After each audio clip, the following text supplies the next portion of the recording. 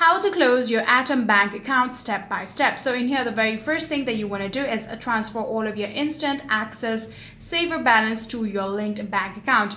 In order to fix savers, what you're going to do is wait until the maturity. So after successfully transferring all of your instant access saver balance, now we are going to contact the customer service. For that, you can either tap on the menu bar on the top left corner and you'll be able to see help. Tap on that one and then you'll be able to see contact us. Tap on it, or you can directly call them.